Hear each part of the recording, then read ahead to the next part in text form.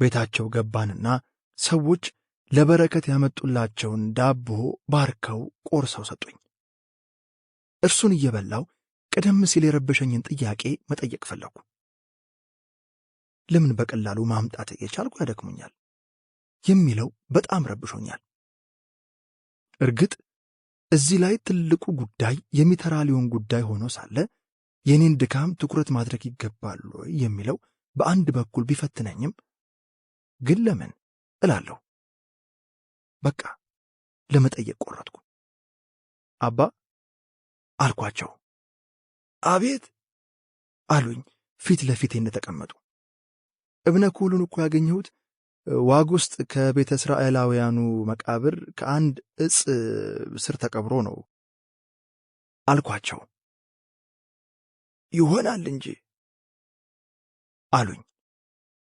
ይህ መልስ አውቃለሁ ወይም አላውቅም ሊሆን ይችላል። ዕፁን ደግሞ ባለፈው እዚህ መጥቼ ሳለ ግንጣይዋን እርሶ እንደ ጭራ ሲጠቀሙበት አይቼ ነበር አልኩ። ፈገግ ብለው መልስ ሳይሰጡኝ ቆዩ። የኔ ግምት የነበረበትንና የተቀበረበትን ትክክለኛ ስፍራ ያውቁ እንደነበር ነው አልኩ። ዝም፣ ጭጭ፣ ፈገግታ ብቻ። እኔ እኮ በብዙ ወጪና ድካም ነው እስራኤል ሀገር የሄድኩት አልኩኝ። የኔ ልጅ ታዲያ ቅድስት ሀገር ኢየሩሳሌም መሄድ ምን ይጎዳል አሉ። እርግጥ ቅዱሳት መካናትን እኔም ባለቤቴም መሳለማችን ትልቅ ዕድል ነው። ለዚህ ጉዳይ ሲባል ግን መሄድ አልነበረብኝም አልኩ ፈርጠም ብዬ። ዝም ብለው የእጅ መስቀላቸውን እያገላበጡ ሲያዩ ቆዩና የኔ ልጅ ሌላ ሰው በሚስጥር ቀብሮ ያስቀመጠውን ውድ ዕቃ ያለ ፈቃዱ መንካት እኮ ተገቢ አይሆንም አሉና ከሰዎች ዘንድ ያለን ነገር ያለ ፈቃዳቸው ስናገኝ ከፈጣሪ ዘንድ ያለውን እናጣለን። ከሰዎች ዘንድ አግኝተን ከፈጣሪ ያለውን ማጣት ደግሞ አንሻምና አሉኝ ፈገግ ብለው። የፈጣሪ አለ አልኩ። ለካ ወደዚያ የሄድኩት ፍቃዳቸውን ለማግኘት እንጂ አድራሻ ለማወቅ አልነበረም። ወዲያው ከአባ ዮናታን ጋር ያደረግኩት ውይይት መጨረሻው በተለይ ግልጽ ሆኖ መጣልኝ። የሚያውቅ ሰው ከተገኘ ፍቃዳችን ነው ያሉት ቁልፍ ጉዳይ ነበር።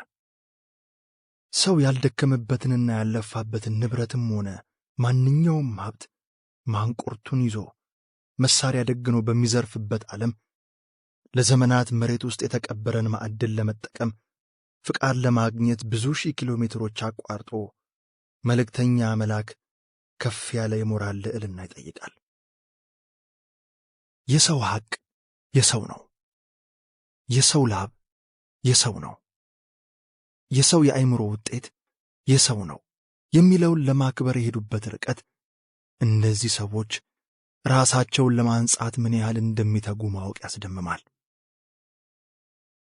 የሰው የአእምሮ ውጤት የሆነን ድርሰት ያለ ፍቃድ ኮፒ እያደረገ የሚበትን በስንት ጭንቅ ሌሊቶች የተወለደን ፊልምና ሙዚቃ በአንድ ቀን እያራቡ በማከፋፈል ደራሲንና አሳታሚን ባዶ እጅ የሚያስቀሩ የቀን ዘራፊዎች በሞሉባት አገር እንዲጠብቁና እንዳያስተዳድሩ የተሰጣቸውን የመንግሥትና የሕዝብ ሀብት ዘርፈው በጠራራ ፀሐይ መሃል ከተማ ሕንፃ ገንብተው ወዳጅ ዘመዶቻቸው እያጨበጨቡላቸው በኩራት ሲንጎማለሉ በሚታይባት አገር መሬት ውስጥ ተቀብሮ ለዘመናት የቆየን ነገር ያውም ባለቤቶቹ ትተውት ሀገር ቀይረው መሄዳቸው እየታወቀ ፍቃድ መጠየቅ ምን አይነት የሞራል ልዕልና ነው ያስብላል።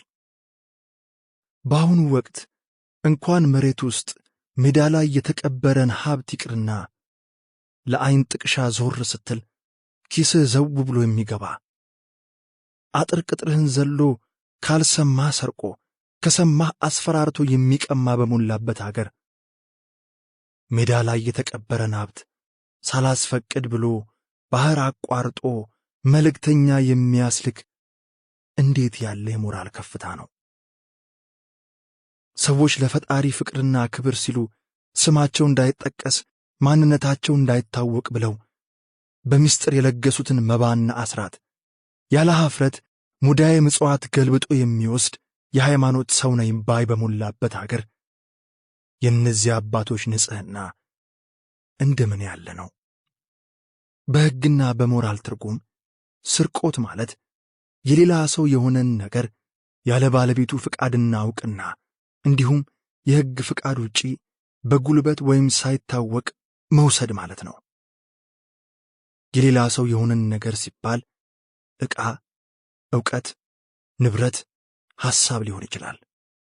ወይም ህንዶች እንደሚሉት ጉዳዩ የዱባ ፍሬ ወይም አልማዝ ፍልቃቂ ሊሆን ይችላል። ስለ ስርቆት ስናወራ ኪስ የሚያውልቀውን፣ ቤት የሚሰረስረውን፣ በረት የሚገለብጠውን መናጢ ድሃና ተራ ዱርዬ ብቻ የሚመለከት ይመስለናል። በአሁኑ ሰዓት ሌቦች ባለኮትና ከረባት፣ ባለቆብና ቀሚስ፣ ባለኒሻንና ማዕረግ ሆነዋል። ሌብነት ቢዝነስ ሆኗል። የሚያሳፍር ሳይሆን በወዳጅ ዘመዶችህ እንደ ብልጥና ቀልጣፋ የሚያስቆጥር ሆኗል። ዘርፈህ ቤት ብትሠራ ይጨበጨብልሃል። ሰርቀ ብትመጸውት ትመረቃለህ። 100 ሚሊዮን የሀገር ሀብት ዘርፈህ 1 ሚሊዮን ለቤተ ክርስቲያን ወይም ለቤተ መስጊድ ብትሰጥ ምዕመናን እልል በሉላቸው ይባልልሃል። ቢሊዮን አጭበርብረህ መልሰ ሚሊዮን ለመንግሥት ፕሮጀክት ስትለግስ ከሀገሪቱ ባለሥልጣን ጎን ተቀምጠህ የቁርጥ ቀን ልጅ ትባላለህ።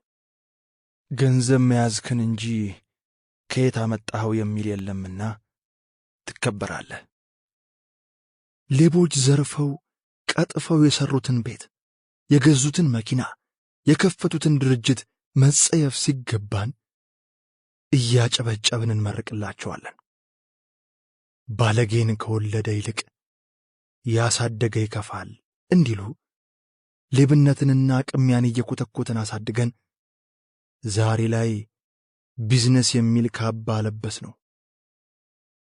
በአሁኑ ዘመን በኢትዮጵያ ስርቆትና ዝርፊያ ከሀገሪቱ እድገት ጋር መሳ ለመሳ መሆኑ ወይም ስርቆትና ሌብነት እየጨመረ መምጣቱ አይደለም አሳሳቢው ነገር። ይልቁንም ስርቆት የማያሳፍር ቢዝነስ መሆኑ እንጂ። በአንድ ወቅት ዶክተር ክብረ በዓል እንዲህ ብሎኝ ነበር። በስርቆት በጎ ነገር መስራት አይቻልም። የተዘረፈን ሀብት መመጽወት አይቻልም። በተዘረፈ ሀብት ቤተ መቅደስ ወይም ቤተ መስጊድ ሰርቶ መጽደቅ አይቻልም። አትስረቅ ያለን አምላክ ሰርቀን መሥዋዕት አድርገን ብናቀርብለት የስርቆታችን ተባባሪ እንዳደረግነው ይቆጠራል።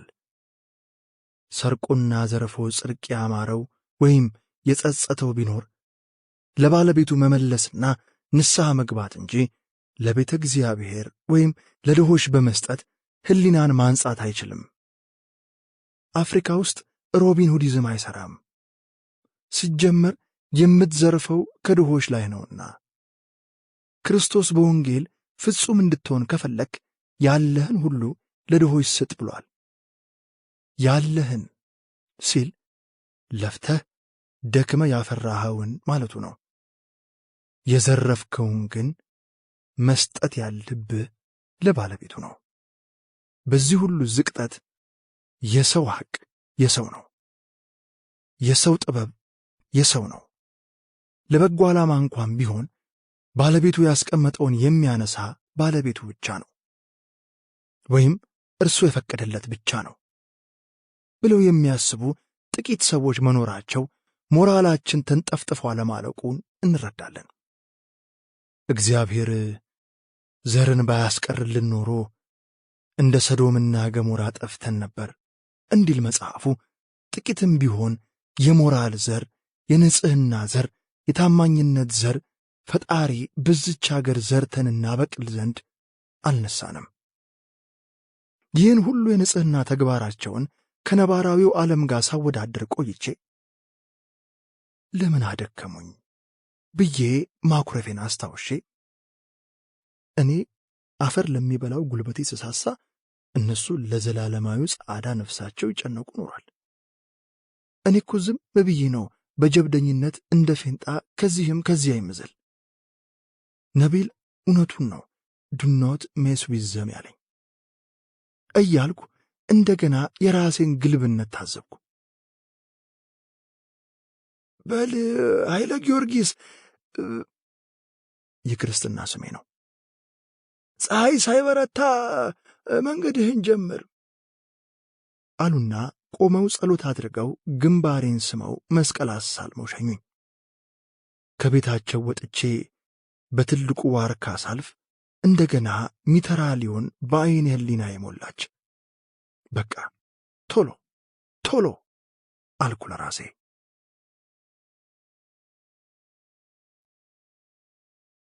ምዕራፍ 18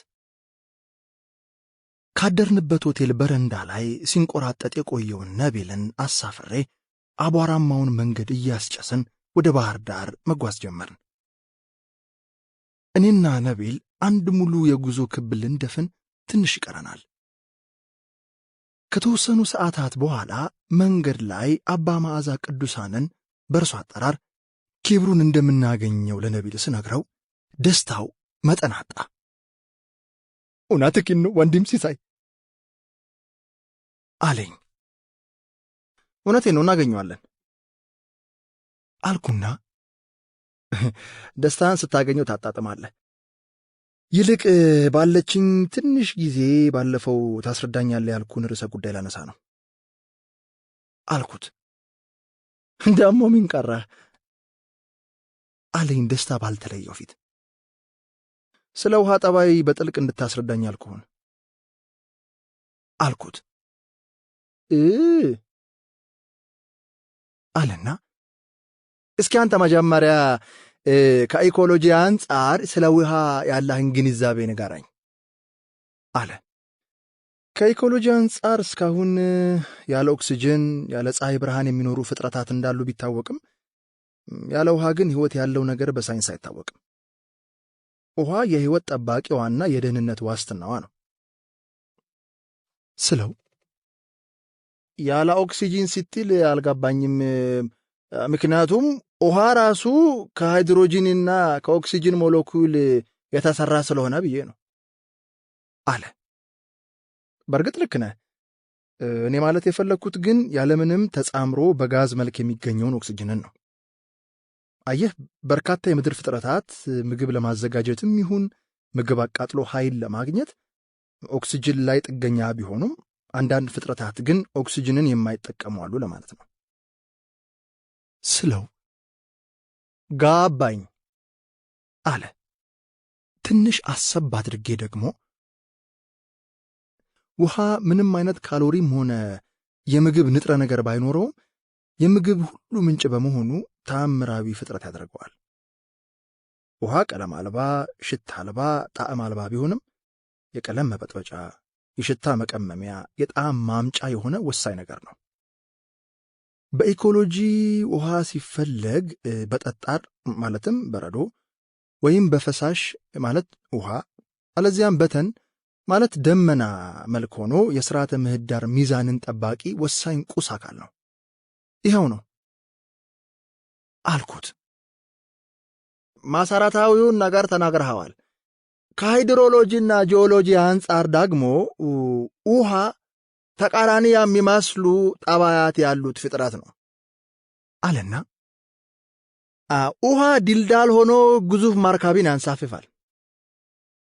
አንዲት ትንሽ ጠጠር ግን ያሳጥማል። ውሃ ማስኖ ሆኖ በቦይ ተማርቶ ከድርቅ ከረሃብ ይታደጋል። እሱ ምን ቸግሮት? ውሃ ጎርፍ ማዕበል ሆኖ ሊጠራረግህም ይችላል። ጥጥር በረዶ ሆኖ ሊኮረኩምህ ይችላል። ፈሳሽ ሆኖ ቆዳህን ሊያራሳርሰው ይችላል። ከአካባቢው ጋር ባለው ፈጣን ተራክቦ ቀዝቃዛ ሆኖ ሊያኮማትርህ ይችላል። ፊል ሆኖ ሊገሸልጥህ ይችላል። ውሃ ያቀዘቅዝሃል፣ ውሃ ያሞቅሃል፣ ውሃ ያናጻሃል፣ ውሃ ተባክሎ ቆሻሻ ሆኖ ይባክልሃል ብሎ ዝም አለ። ሲናገር በእርጋታ ቃላቱን ረገጥ እያደረገ ነው። ቀጠለ። ውሃ በተቃርኖ የሚጋለጽ ብቻ ሳይሆን ከምትገምተው በላይ ልዩ ጉልበት የተጎናጸፈ በግዙፍ አካላት ከመስራቅ ጀምሮ በማንኛውም ቅርጽ ባለው ቀዳዳ መሽለክ የሚችል ተፈጥሮ ያለው ነው። ውሃን ከአሸዋ ጋር ቀላቅለ በኃይል ብታፈሰው የማጋዝ ያህል ሊቆርጥ ይችላል አለ። ማዶ ማዶ ሲያይ ቆይቶ ውሃ ብዙ ሰው የማያስተውለው የተለየ ባህሪም አለው።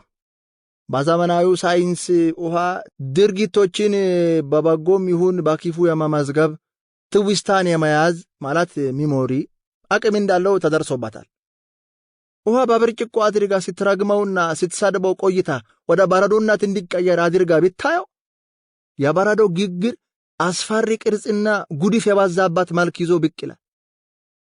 በአንጻሩ ውሃውን እያመሰገንክና እየመረክ በጎ ቃላትን እያስተማርኮ ቆይታ ወደ በረዶ ብትቀይረው ቀለሙ ጻዳና አስደሳች ቅርጽ ይዞ ታገኘዋለህ። በዚህ ጠባዩ ውሃ የአካል ብቻ ሳይሆን የመንፈስ ንጽህናን ያጎናጽፋል። ከሶላት በፊት በውሃ ታጥቦ ንጽህናን መጠበቅ በእስላም ግማሽ ኢማና ነው። የክርስትናውን ጠበል አስተምሮ አንተ የበለጠ ታውቀዋለህ አለና ይህንን ልዩ የውሃ ባህሪ መረዳትና ማግራት ከተቻለ ውሃ የስልጣኔ፣ የልማት፣ የብልጽግና፣ የመንፈሳዊነት ምንጭ ይሆናል። ምስጢሩን በአግባቡ የተረዱ ሀገሮች በልጽገዋል። የአውሮፓ፣ የአሜሪካ፣ የመካከለኛው ምስራቅና የሩቅ ምስራቅ ስልጣኔ ከውሃ የተቀዳ ነው። ከተሞቻቸው ያጌጡት፣ ህልውናቸው የተመሰረተው በሐይቅና በወንዝ ነው። እኛ ኢትዮጵያውያን ግን አለና ዝም ብሎ ቆይቶ ከአሰፋፈራችን ጀምሮ ከውሃ ርቆ በተራሮች ላይ ነው። ለዚህ አሰፋፈራችን ራሱን የቻለ የጦርነት ስጋት ምክንያትነት ቢኖረውም በሰላም ዘመንም ከወንዝና ከሐይቅ ቀርበን መኖር አልደፈርንም። እንዳውም ሐይቅ ወንዙን ያጋንንት መኖሪያ አድርገን ውሃ ዝናብ ሆኖ ሲወርድ እንጂ ከሐይቅና ጅረት ጉልበት መስኖ ሆኖ ሲያለማን ብዙ አልታየም። በርግጥ የኦርቶዶክስ ቤተክርስቲያን በየዓመቱ በዓለ ጥምቀትን በውሃ አካባቢ ውሃን በመባረክና በማቀደስ ሕዝቡ በውሃ እየተራጨ ከውሃ የሚገኝ ጸጋ የምትዘክር ቢሆንም እንዲሁም በኦሮሞ ባህል በየዓመቱ ኢሬቻን በውሃ ዳር በማክበር ለውሃ ክብር ማሳየት ያለ ቢሆንም በዕለት ተዕለት ኑሯችንና ተግባራችን ግን ለውሃ ክብር ስንሰጥ አይታይም። በሌሎች ሀገራት ውሃ የስልጣኔና የሞራል ልዕልና ምንጭ በመሆኑ ትልቅ ክብርና እንክብካቤ ይሰጠዋል።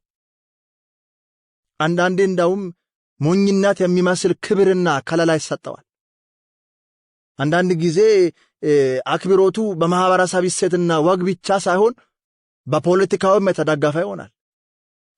ለዚህ አንድ ምሳሌ ልስጥህ አለና ፈገግ ብሎ ዝም ሲል የኔም ጉጉት ጨመረና ንገረኝ እንጂ አልኩት።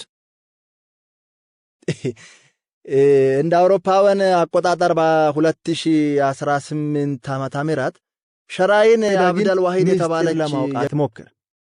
በአጠቃላይ do not mess with them አለኝ። የፍርሃት ይሁን የአድናቆት የተደበላለቀ ስሜት ተሰማኝ። ላቤ ከቀኑ ሙቀት ጋር ተደምሮ በጀርባዬ ሲንቆረቆር ይታወቀኛል። ወይ ጉድ አልኩ በአድናቆት። የበረሃውን አቀበት ጨርሰን ደላላው ሜዳ ጓላ ከተማ ስንደርስ ጀንበሯ በስተምዕራብ እያዘቀዘቀች ነበር።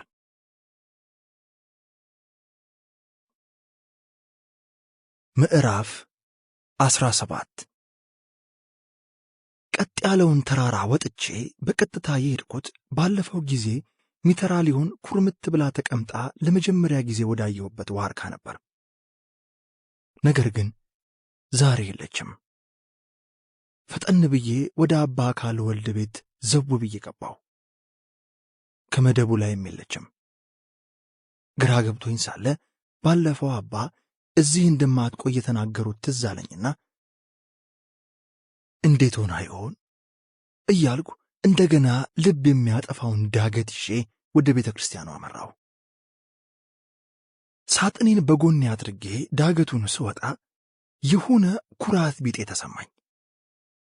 ሚተራሊዮንን አግኝቻት ድካሜንና ልፋቴን ብነግራት ጥሩ ነበር እያልኩ ስገበዝ ከዋሻው በስተውጭ ከታጠረው እድሞ ደረስኩ። የቆርቆሮውን በር ገፋ አድርጌ ስዘልቅ አባ ጀርባቸውን ለጠዋት ፀሐይ ሰጥተው ፊታቸውን ወደ ቤተ ክርስቲያኑ አዙረው የጸሎት መጽሐፋቸውን ዘርግተው ጸሎት ሲያደርጉ ተመለከትኩ። ቤተ ክርስቲያኑ መግቢያው ከዋናው ቋጥኝ በጥበብ ተጠርቦ የተሠራና አሁንም ድረስ የተያያዘ ሲሆን መቅደሱ ወደ ውስጥ ተፈልፍሎ የተሠራ ነው። በቀስታ ወደ መቅደሱ ዙሬ እጅ ከነሳው በኋላ ጸሎት ቢጤ አድርሼ ሳበቃ ብዬ ድምፅ አሰማሁ። ዞር ብለው እኔ መሆኔን ሲያዩ ፈገግታ ለግሰው እንድቀመጥ በእጃቸው አመለከቱኝ። ሳጥኔን ከፊት አድርጌ ከተደረደሩት ለስላሳ ድንጋዮች በአንዱ ላይ ተቀመጥኩ። በዚህ መሃል ቀደም ብሎ ሲከነክነኝ የነበረ አንድ ጉዳይ የበለጠ ያብሰለስለኝ ጀመር። እብነ ኩህሉን ያገኘሁበት ቦታ ላይ የበቀለችው ዕፅ ቅርንጫፍ መጀመሪያ መጥቼ የነበረ ጊዜ አባ ይዘው ማየቴ የት እንደተቀበረ ቦታውን በትክክል እንደሚያውቁ በቂ ማሳያ ነው። ታዲያ ለምን እዚሁ ዋግ ከ150 ኪሎ ሜትር ርቀት ላይ ሂድ እንደማለት እስራኤል ኒታንያ ድረስ ማሰለፋት ለምን ፈለጉ? ድካሜ፣ ጊዜ፣ ገንዘብ ያሳዝናቸው ማለት ነው እያልኩ ስብሰከሰክ አባ ጸሎታቸውን ጨርሰው ከመቀመጫቸው ተነሱ። በፍጥነት ሄጄ እግራቸው ስር ለመደፋት ጎንበስ ስል አፈፍ አድርገው አንስተው ትከሻዬን ሳሙኝና መስቀል አሳለሙኝ። እንኳን በደህና ተመለስክ የኔ ልጅ አሉኝ። በአምላኮ አልኩ። ቀናህ ልጄ አሉኝ። አሁን ጸሎታችሁ አግዞኝ እብነ ኩህሉን አመጣሁ አልኩና ሳጥኑን አምጥቼ ከፍቻ አሳየው። ፊታቸው ወገግ ሲል ይታይ ነበር። ሳጥኑ ውስጥ በቆዳ ከረጢት የተቀመጠውን እብነ ኩህል አነሱና ወደ ቤተ መቅደሱ ይዘውት ገቡ። ትንሽ ቆይተው ተመለሱና ልጄ ሰልፍህ ግሩም ነው አሉኝ። ያመጣሁት የተፈለገው ነገር ራሱን ይሆን አልኳቸው ለማረጋገጥ። ነው እንጂ የኔ ልጅ አበጀህ ሲሉኝ እፎይታ ተሰማኝ። አባ ሚተራሊዮን የት ሄደች አልኳቸው። እዚህ የለችም አሉኝ። ደህና ናት? ትንሽ አልተሻላትም ብዬ ሳልጨርስ የኔ ልጅ ስለ ተስፋዋ እንጂ ስለ ደህንነቷ አሁን የምልህ የለም፣ ይልቅ ተከተለኝ አሉና የዋሻውን ቅጥር አልፈው ወደ ቤተ ክርስቲያኑ ተፈልፍሎ ወደ ተሠራበት ቋጥኝ አናት የሚያወጣ ቀጭን ሰርጥ ይዘው ሲወጡ ተከተልኳቸው። የቋጥኙ አናት ጠበብ ያለች ደልዳላ ገላጣ ስፍራ ያለው ሲሆን የቀረው በከፍታ የተሞላ ነው። ፊታቸውን ወደ ምስራቅ አዞሩና በእጃቸው በቆዳ የተሸፈነውን እብነ ኩህል ከፍ አድርገው ይዘው በለሆሳስ የሆነ ነገር ሲሉ ቆዩና ይህንን ነገር በልብ ጻፈው አሉ። ምኑን አልኳቸው። ትንሽዬ የተጠቀለለች ብራና ሰጡኝና ገልጬ ሳየው ወዳጄ ሆይ ተነሺ፣ ውበቴ ሆይ ነይ፣ እነሆ ክረምት አለፈ፣ ዝናቡም አልፎ ሄደ፣ አበቦች በምድር ላይ ተገለጡ፣ የዜማም ጊዜ ደረሰ፣ የወፎችም ቃል በምድራችን ተሰማ፣ በለሱ ጎመራ፣ ወይኖችም አበቡ፣ መዓዛቸውንም ሰጡ። ወዳጄ ሆይ ተነሺ፣ ውበቴ ሆይ ነይ፣ በዓለት ንቃቃትና በገደል መሸሸጊያ ያለሽ ርግብ ሆይ ቃልሽ መልካም ፊትሽም ያማረ ነውና መልክሽን አሳይኝ፣ ድምፅሽንም አሰሚኝ ይላል። አንብቤ ስጨርስ እምባዬ እንደ ጎርፍ ይወርድ ጀመር። ሚትራሊዮን ደጋግማ በዐይነ ሕሊናዬ ትመጣለች። ጉስቁልናዋ፣ ደሞ ድብቅ ውበቷ፣ ድምጿ። በእንባ መታጠቤን ያዩት አባ ሰልፍ ላይ ያለ አያለቅስም አሉኝና እምባዬን በወይባቸው ጠረጉልኝ። ሰልፍህ ግሩም ነው።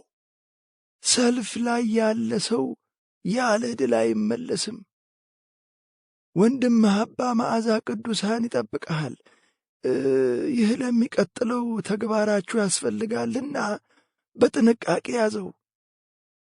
የቀረውንም እንዲሁ ጨርስ አሉና እብነ ኩሉን መልሰው ሰጡኝ። በል እንውረድ፣ አፍህን ሻረውና ወደ ወንድምህ በቶሎ ሂድ።